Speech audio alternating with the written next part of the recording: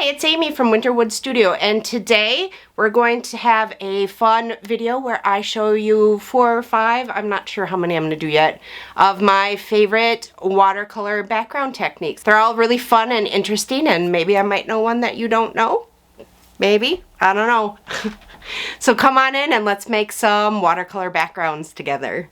Okay everybody, this is going to be fun. I'm really excited. This is going to be a lot of fun. What we need for these 5 different watercolor techniques are your watercolors, which can be regular watercolors, just your regular watercolors, but for one of the techniques you do need granulating watercolors and you need 3 different colors.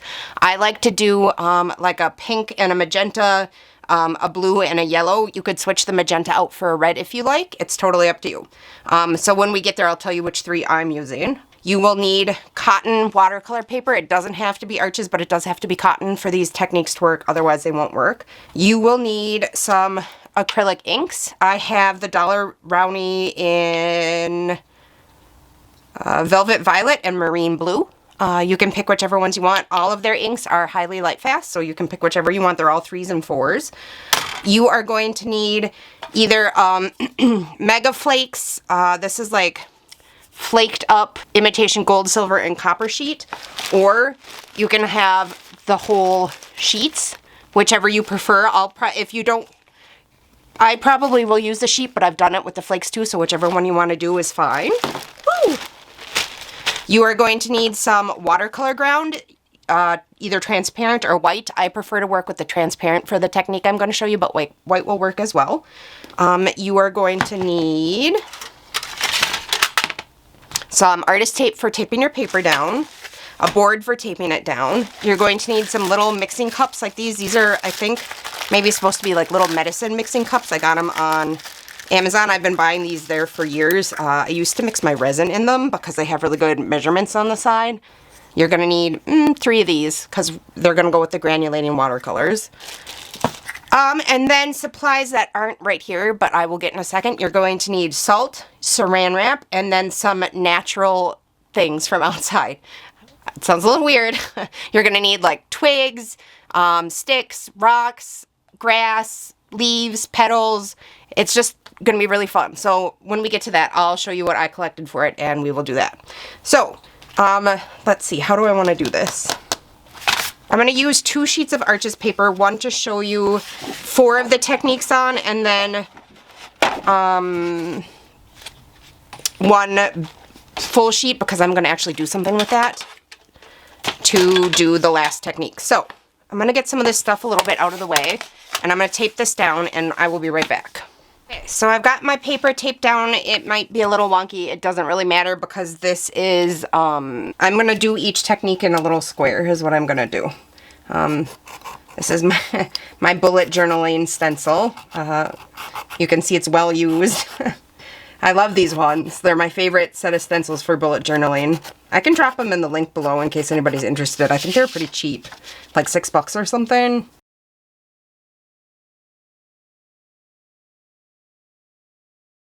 Our first one is pretty easy. For this one, we're going to just we're going to wet our paper, and you're going to want granulating pigments for this.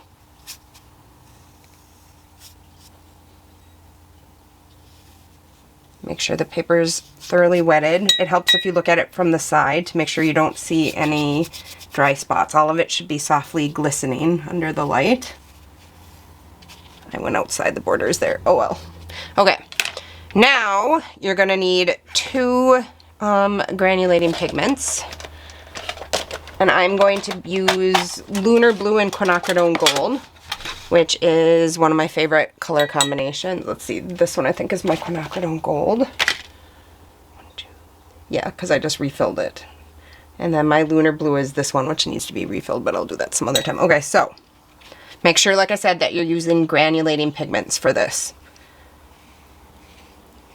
Now, with watercolor and pigments, it flows into the area where there isn't as much pigment. So, if you're trying to drop color into, see how that didn't flow as much as if I just put it right in the water? If you're trying to drop pigments into an area that already has pigment and you're not sure why it's not flowing, that's why. Okay, and then I'm going to do this other side with the Lunar Blue, which I said is this one that's almost empty.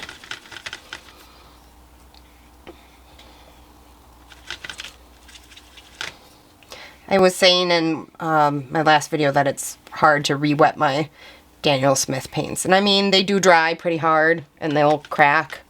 But you can see it's not really that much of a deal. I was just surprised at how easily the other ones re-wet.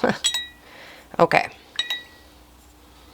And now you're going to take just a clean brush with some water and mix the two together in the middle to make sort of a gradient. And then we will just let that dry. So this is sideways, but you could see how you could do like an ocean with the sunset or whatever in the top half. Now the next one we're gonna do, let's see. We're gonna wet this as well. And then I'm gonna do the Undersea Green, which is another one of my favorite Daniel Smith colors.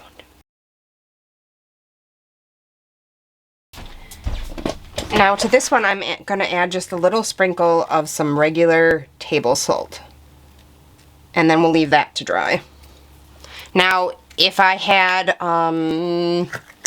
the larger sea salt, that will make larger bumps. It just depends on what kind of effect you're going for.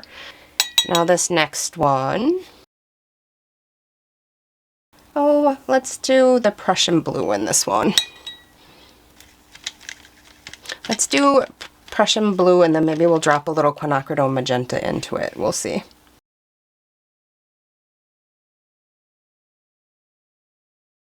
Okay. Now this is where you need the saran wrap. So when you pull your saran wrap out, you want to try to keep it from not sticking on itself if at all possible. And you're going to try to, as best as you are able. Now this obviously will slow down the drying time, so be prepared for that. You're going to just, you can kind of smoosh it around and lift it a little to make some patterns like that, and then you just let it dry. So hopefully that doesn't get in my way too much. Now we're going to do this last layer. This one is a two-layer one. So we're going to wet it, put in an underlayer of color, and then we're going to let it dry, and then we'll come back and I'll show you what we're going to do. It's okay if the little blue runs in, I don't really care. It might look pretty. Part of watercoloring is learning to embrace the fact that you can't control it totally. So this is going to be Lunar Black, which is a beautiful granulating color, also from Daniel Smith, that I very much like.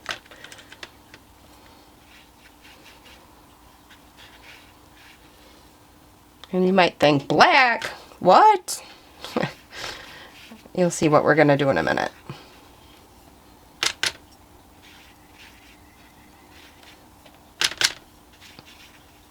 I'm going to do just a flat layer first. And then I'm going to drop some in too, just because I want some texture in there.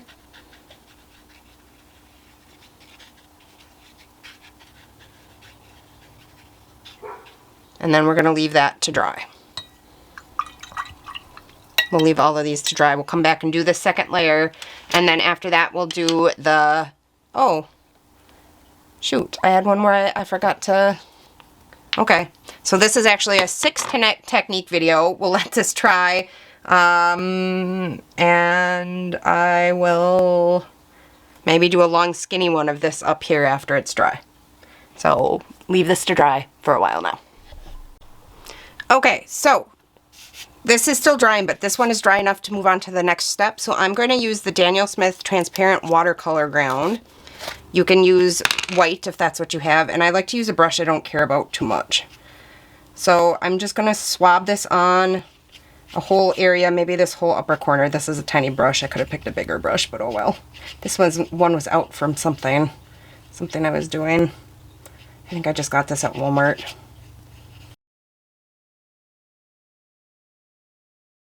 I'm going to use a sheet because I tend to like the effect of the sheet better than the particles, but like I said before, I've done it both ways.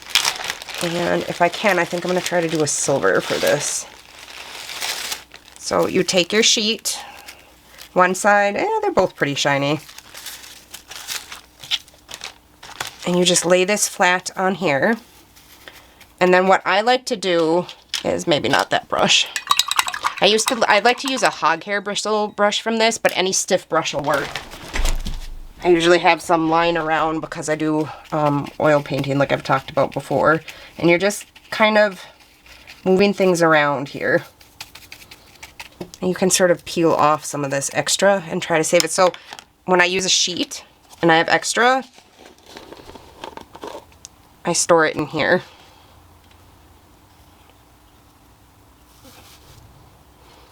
And I'll try to pull off a little of this extra here. This isn't real silver or gold. If you were using real silver and gold, you definitely want to do this, because that's expensive. They're so puffy. Stay in there.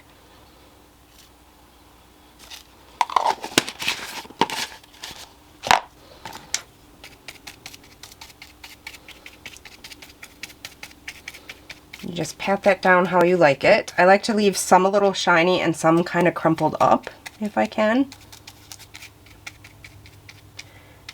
And then you can take a paper towel and just sort of pat it down a little bit in spots. Some of it will stick to the towel, and that's okay. Try not to go over any areas you really want to save. This is basically the technique that I learned from Stephanie Law, although I've changed it a little. She's here on YouTube. She's a great watercolor artist, and she uses leaf in her backgrounds.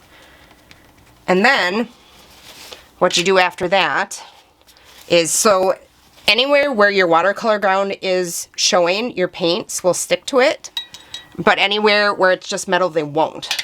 So what I'm going to do here is grab my transparent watercolor medium again, and I'm going to just go over some of these spots.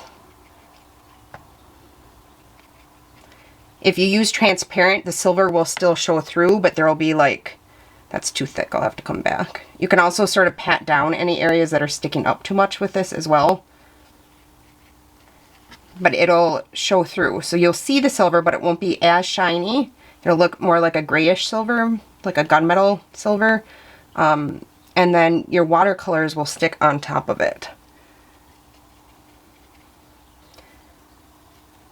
Now, I don't think Stephanie does any sort of fixative over top of hers when she does this.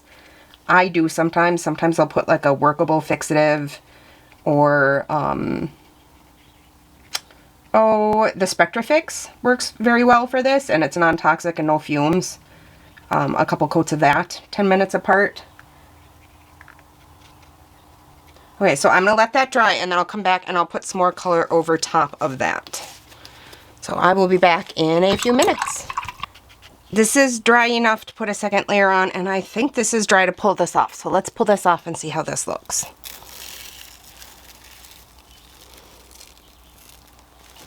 So there is our first background texture. Now for this, let's, I'm trying to decide, I think I'll do some more lunar black. I was thinking about doing some blue, but I think we'll do black. And I'm gonna go wet into dry with this, I think.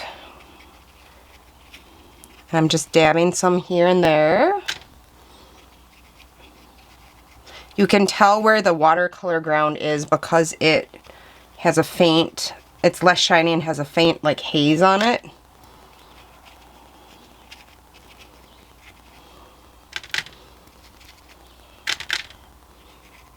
I forgot how much fun this one was.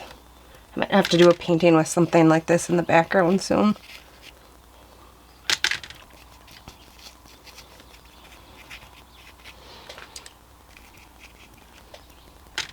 Over here where it was a little thicker, it might not be totally dry yet. Okay, so there's that. Now, I'm going to rotate this whole thing the long way. And I'm going to wet this. I don't have a square traced out here, obviously.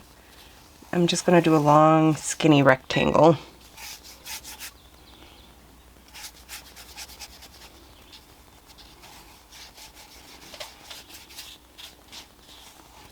Okay, so into this, I'm going to drop some of the Lunar Black again. Actually, I think I might just do a whole...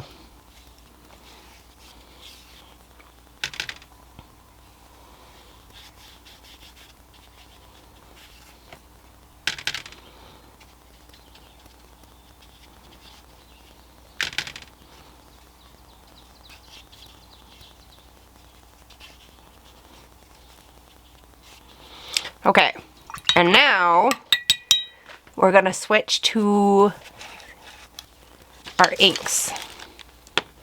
If you're gonna use a brush with these, I wouldn't recommend using a watercolor brush because they're acrylic, so they'll dry and you won't be able to get it out like you would with a regular acrylic if you got it in a brush and didn't clean it fast enough. There's some of the blue.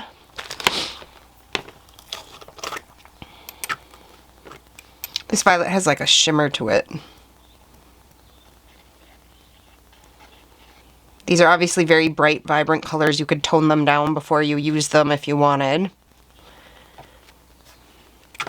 And then I'm going to pick this up. I often do this over the sink so that I don't make too much of a mess, but I'm trying to film, so. And we're just gonna let it run a little bit. It's a little warm. I think it's not quite wet enough.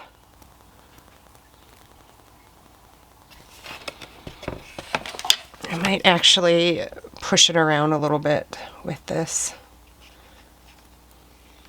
You can see, well, maybe you can't, but the acrylic inks are almost like a liquid acrylic. Like they're goopier than watercolors, if that makes sense. Like you can see they have a thickness that watercolor doesn't. When I'm comparing them here on the page, especially this purple is much thicker than the blue. The blue is, and then again, the blue might be a little bit newer. And I'm going to rinse that well and get some more of the Lunar Black. And just drop some of that in here.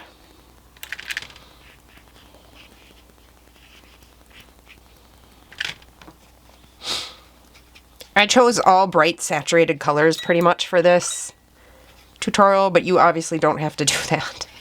I was just having fun today. And now I'm just dropping some clear water on top. I think I need some more black down there.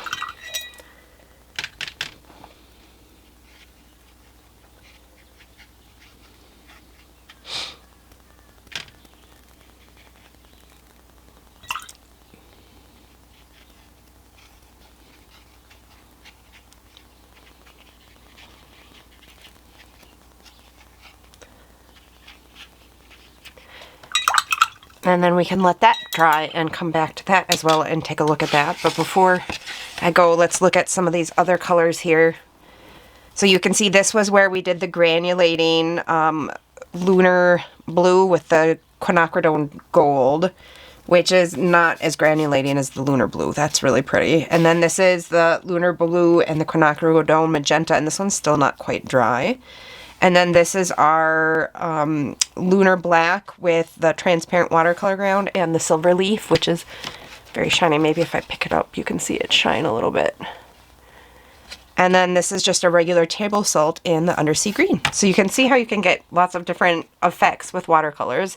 And now, well, this one dries. Let's move on to the fifth, well, I guess sixth, sixth, the last watercolor technique. And then we'll come back and check this once it's dry. Okay, here's my taped down second piece of Arches paper. And then for my materials, I just went out into the yard. I got a couple of sticks from the brush pile. Try to brush as much dirt off as you can. Although this is part of the charm, so I'm pretty sure dirt is light fast. I got some sticks from the brush pile, some little twigs from where my husband chops wood, some violet some violet leaves that just grow wild in our yard, and a few pebbles that I got at the lake this weekend. And then I've got my saran wrap as well, and this is where we're going to need the granulating pigments. So let me move all of this. So I have some water, and I have my 3 cups, and then of my Daniel Smith paints, the ones that granulate are, so for the blue I either use the Lunar Blue or the Prussian Blue. For the gold I either use quinacridone gold or quinacridone burnt orange. And for the magenta color I either use the Rose Madder Permanent or the quinacridone magenta. And I think today I think I'm going to use the Lunar Blue, the Rose Madder Permanent, and the quinacridone gold. The first thing we do is, let's use one of these to dip some water out. We're going to mix up our paints. And we'll put a little bit of water in each one. And we're going to mix these fairly thick. You know, I think I'm going to get my tubes of paint to mix these. It would take too long to re-wet the watercolor. I do have these in the larger size as opposed to the smaller size because I do use these, go through these pretty quick with this technique. So the first one we're going to mix up is the Lunar Blue, and I'm just going to squeeze some right onto the side of the cup there. About a dab the size of a pea. We want these fairly pigmented, but we may need to adjust as we go.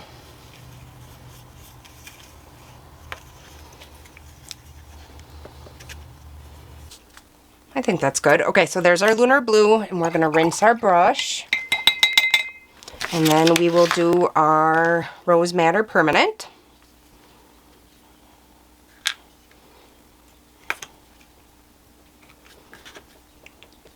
This was maybe the size of 2 peas, maybe. A little bit more. I want this a little bit brighter. We're going to mix that in.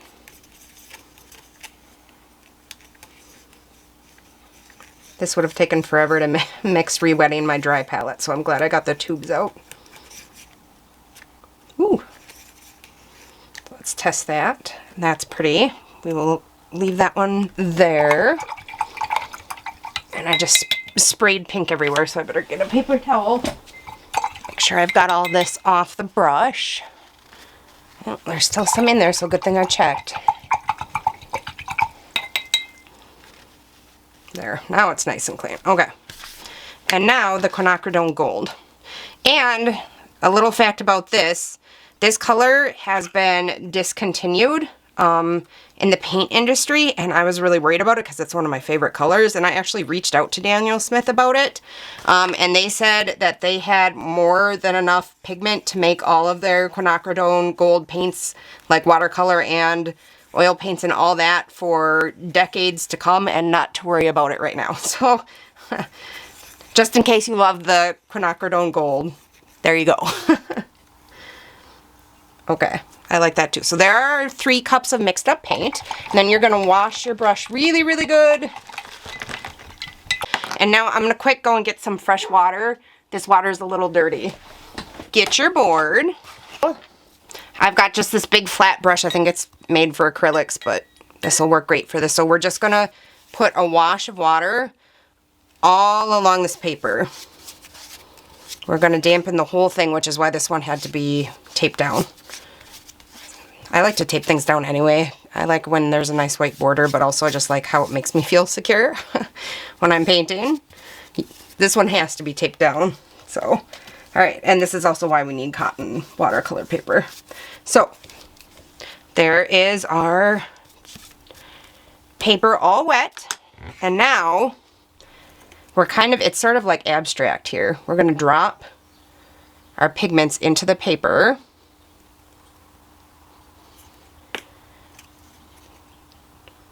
This is going to be a background for something that I don't even know what it's going to be yet. I don't have any plan to this. I like to do this and then look at the paper after and make a decision.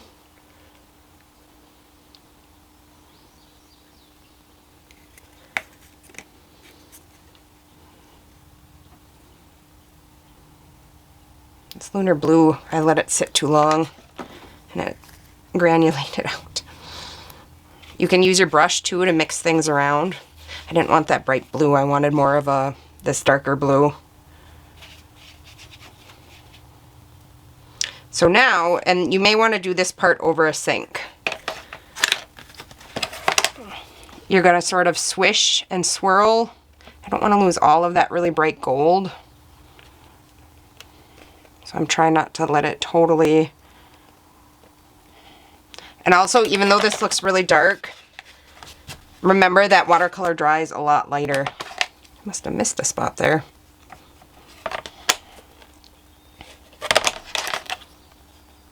I mean, it's not going to be horribly lighter, so, you know, plan for that.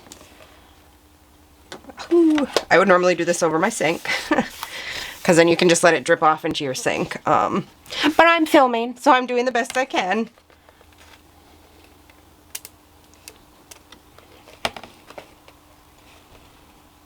Okay.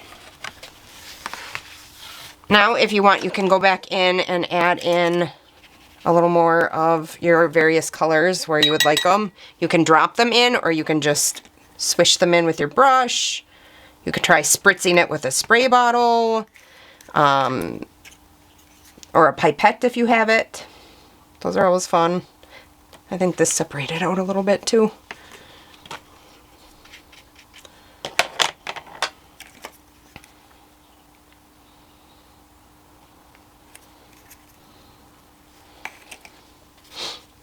And then just keep, and you can do this more than once. Like, I've done multiple layers before. Like, if something ends up too bright or, you know, whatever, you can mute it. Just mute it down. Ooh. You can do this as many times as you want, especially if you've got a good quality cotton paper that you're working with. But that's fun to just watch it go towards the edges. This is the fun part about art.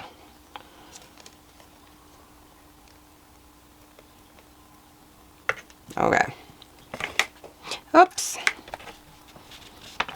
Again, I suggest doing this at the sink, if possible. Okay. Now, that is, you could stop there if you want, but that is not where I'm stopping. I do need some more paper towels though. I'm going to use this brush and just sort of push some of these pigments into some of these spots that are a little... I'm toning down any of the spots that look a little too bright. In fact, I'm going to drop a little of this magenta in here to make this more of a brownie color. And here as well.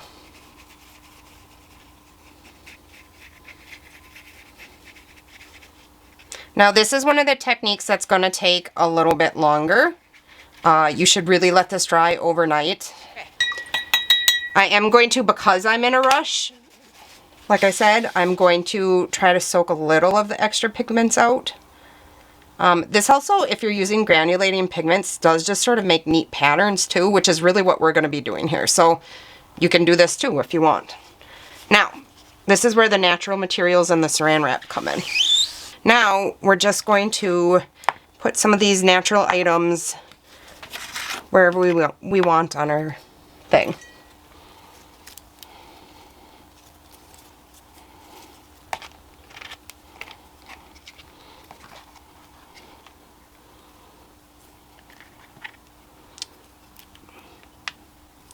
I want this to lay kind of flat, so some of these I'm going to maybe take off and put next to it instead. No trees were harmed in the filming of this video. I got these, like I said, out of our scrap brush pile.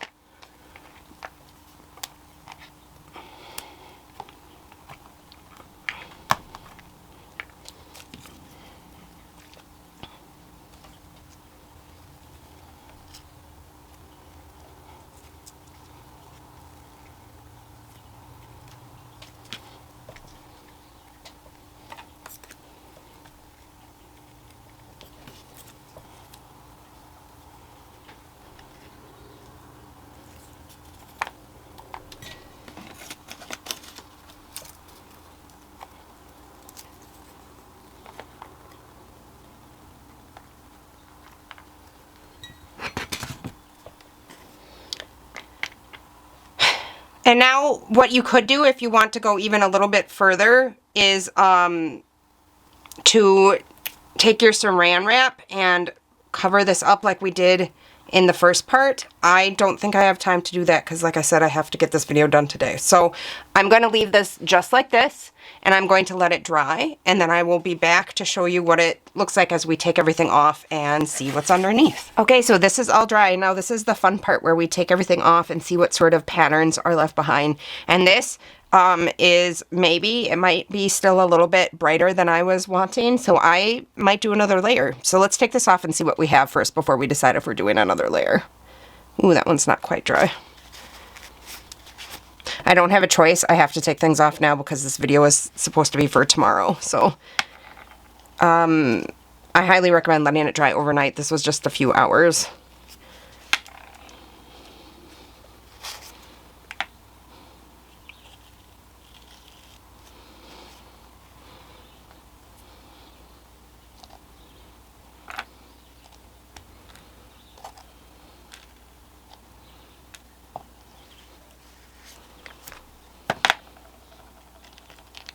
Ooh, that one was cool. Look at that.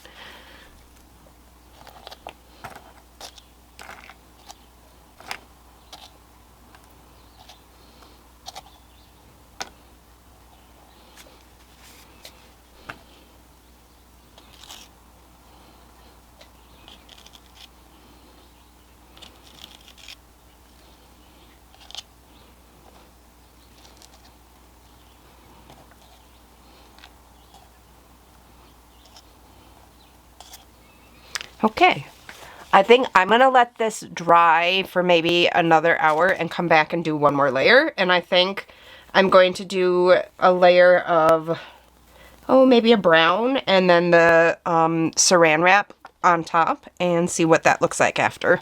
Or possibly salt. I haven't decided. We'll see what I think. Okay, so this is dry, and I've mixed together the quinacridone magenta, the quinacridone gold, and a little undersea green and made sort of this warm brown color, and I'm going to do a layer of that all over this and then do saran wrap on top.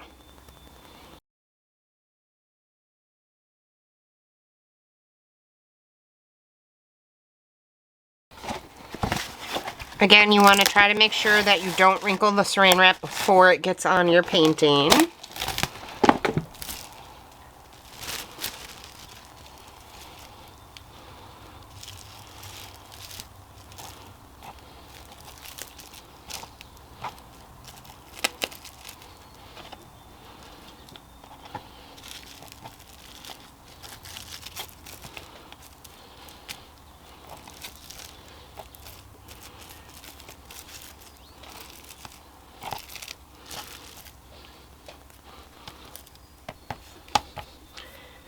And I will just let that dry. And I think this one's pretty dry. This purple over here, the ink is still just a little damp. But I think we'll take this off here. This is a fun exercise to do, and if you're at all into like collaging or mixed media, you can use these in a mixed media piece later on. That's a lot of fun to do. Or you can cut them out and paint on top of them and do some little practice things.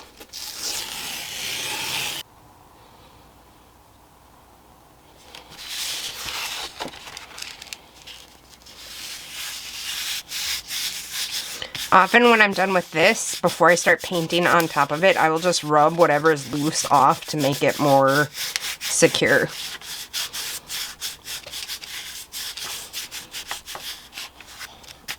That feels pretty good to me. And then don't forget to brush your salt off of here too as well.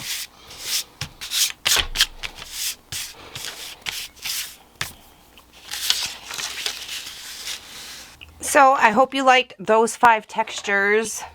I am not sure if this one will be dry in time to show it to you guys. I'm going to peel this off and let it dry for 20 minutes and maybe it'll be dry enough to show it to you. Okay, so this is dry enough, so this is done. So this is the finished background here. You can see how it makes a really cool, interesting texture. This would be great for doing a mixed media piece on top of. You could go over this with more layers of watercolor. You could do colored pencil, you could do gouache, you could do acrylic. It's a really interesting base to start from. And you don't have to do, you know, the 3 primaries. You could just do brown or green. This would be a really pretty with like undersea green, which sort of separates out into a greeny and a yellowy color. I could do a tape peel on this because probably if I did something on top of it, it wouldn't go all the way to the edges, and I could just redo the tape. I can tell it's not quite dry, but it's pretty close.